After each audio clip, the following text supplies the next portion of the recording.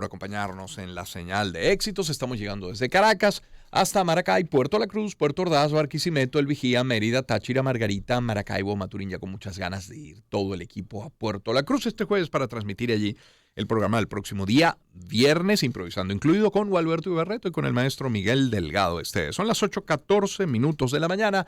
Sepa que también llegamos a todo el país a través del canal 990 de Simple TV, al país y al planeta a través de mundoBR.com y de nuestras aplicaciones en video. Como saben, siendo martes, tenemos día de nuestro primer sueldo. Y hoy nuestra invitada, una gran médico, una extraordinaria profesora, toda una referencia en el área alimentaria en nuestro país. Vamos a conocer el primer sueldo de la doctora Marianela Herrera. Moneda en retrospectiva. Mi primer sueldo.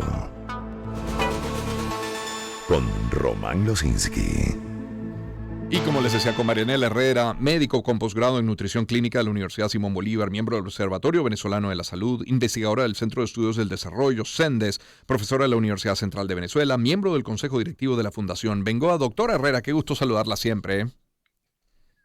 Igualmente, Román, mucho gusto de saludarte a ti y a toda tu audiencia. Doctora, la primera vez que recibió algo de dinero en su vida, no necesariamente un trabajo formal, pudo haber sido en casa. ¿Qué fue? ¿Cuándo? ¿Por qué?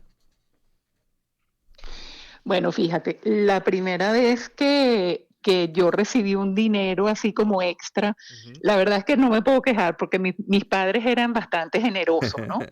Pero cuando yo quería algo más, se me ocurrió que iba a dar clases de inglés. ¿Ah, sí? Y sí, que iba a dar clases de inglés y empecé a dar clases de inglés, puse un anuncio en el automercado que estaba cerca de casa de mis padres y me empezaron a llamar y me empezaron a llamar y a llamar y a llamar y yo decía, ¿y ahora qué hago? ¿Con qué edad, doctora? ¿Con qué edad? Mira, yo tenía como 18 años y me empezaron a llamar y no solamente eso, sino que después estaba yo dando clases a muchachos como de 14 años, entonces me trajeron a los hermanitos y así, y yo decía, Dios mío, y ahora explíquenme a mí qué voy a hacer yo con este montón de niños. Y aprendieron, hoy son bilingües.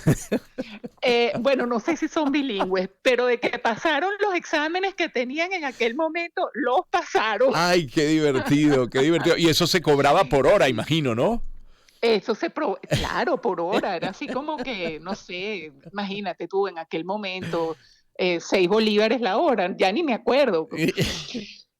¿Y sí fue suficiente para comprarse aquello que quería, aquel extra? Claro, no, claro que sí, claro que sí. Mira, aquello era, y entonces yo planificaba, bueno, entonces ahora viene no solamente para mí, sino para el cumpleaños, por ejemplo, de los amigos, de las amigas.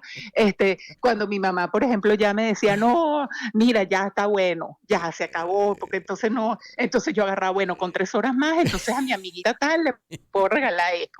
Entonces, hacía yo mi cálculo. Caramba, ¿cómo cambia? Pero el segundo. A ver, ¿y el segundo sí? El segundo trabajo también fue muy interesante, ¿Cuál? no el primero solamente. ¿Cuál fue ese segundo?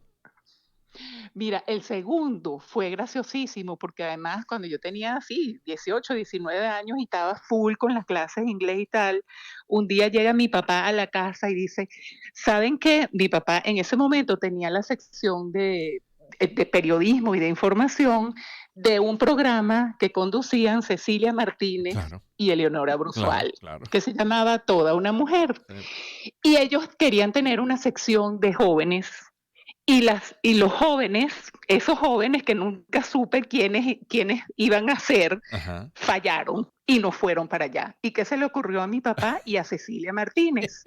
Cecilia Martínez dice, yo voy a traer a mi nieto, y mi papá dice, yo voy a traer a mi hija. Ay, ¿Qué no. tal? Ay, no.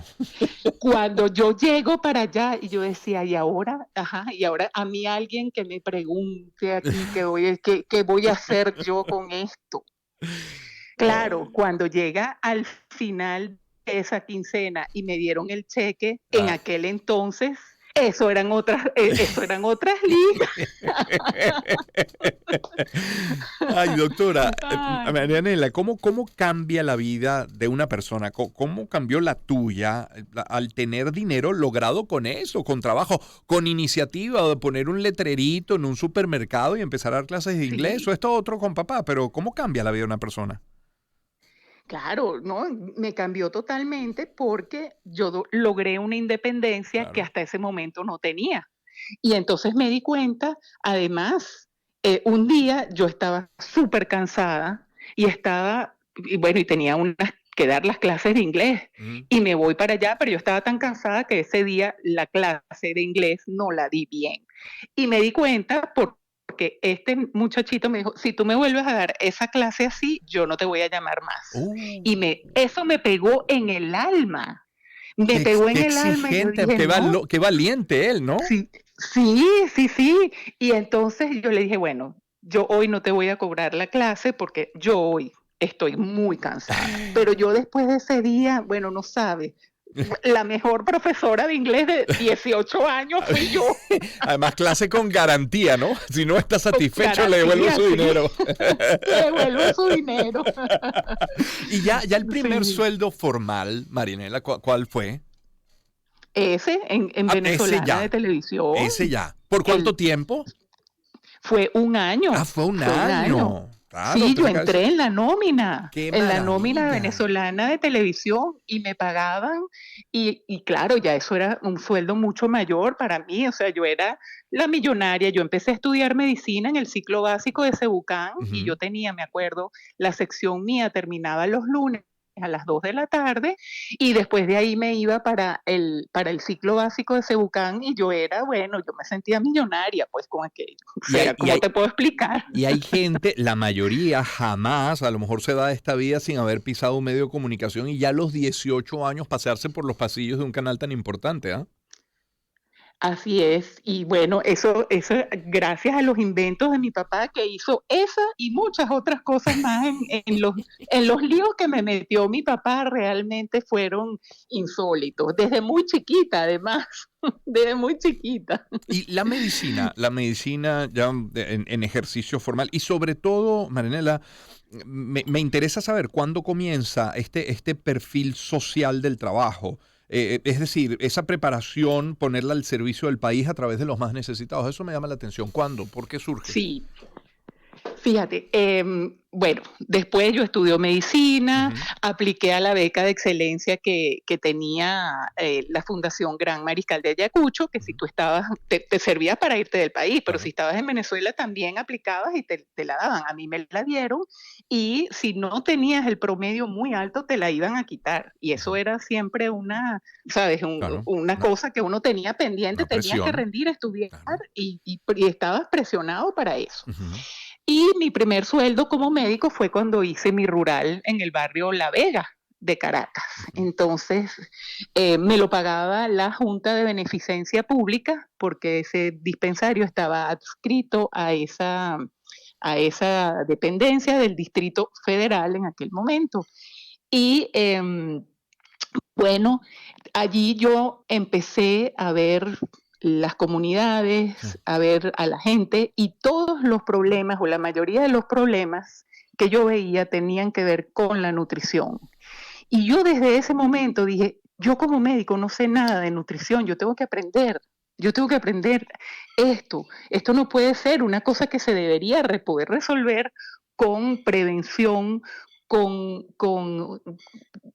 comiendo adecuadamente el deber ser, cuidando a las mujeres embarazadas. Y desde ese momento entré por este camino, pues que me ha llevado, bueno, por cosas por senderos muy hermosos, pero sí, también muy difíciles y con mucha tristeza, sobre todo con claro, los acontecimientos pues, posteriores en claro. nuestro país. Y desde entonces hasta hoy, ¿qué ha cambiado?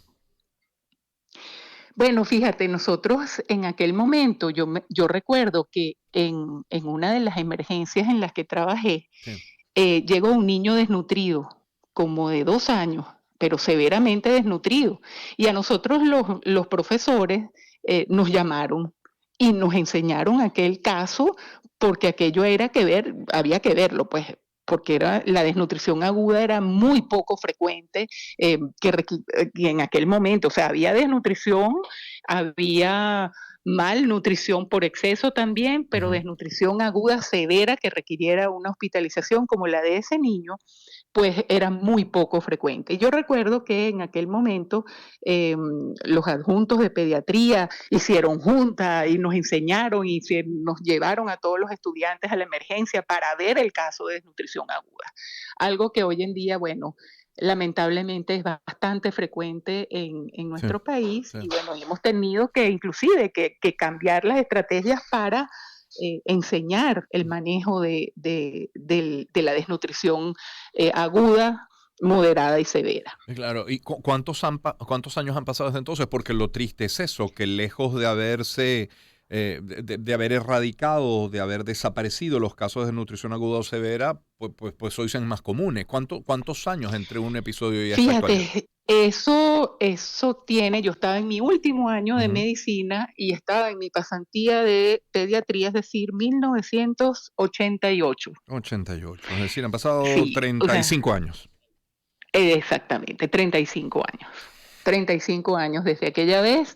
Y bueno, y desde ese momento y luego posteriormente en mi año rural para certificarme en el ejercicio de la medicina, yo podía ver que los cambios sociales, Ujú, además, ujú. se pueden medir con la alimentación de las Claro, personas. claro. Y uno se empezó a dar cuenta desde aquel momento en que vivimos el Caracazo, Ujú. también en la emergencia del Hospital Universitario de Caracas, y cuando veíamos la gente que llegaba y los trastornos de alimentación reflejaban en aquel momento y no sabíamos lo que vendría después, reflejaban un cambio en las dietas, en los patrones de la población y, por supuesto, de hablar ahorita. Claro. Nosotros cuando vemos un cambio en los patrones de alimentación, ya sabemos que hay mucho más que indagar desde el punto de vista económico y social. Claro.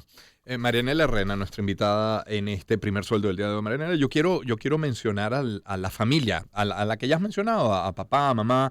Me encanta esa familia y creo que el país debe estar agradecido por lo que ha hecho esta familia en la comunicación y en la música y en la alimentación. Y siento que ese perfil social también es herencia, ¿no?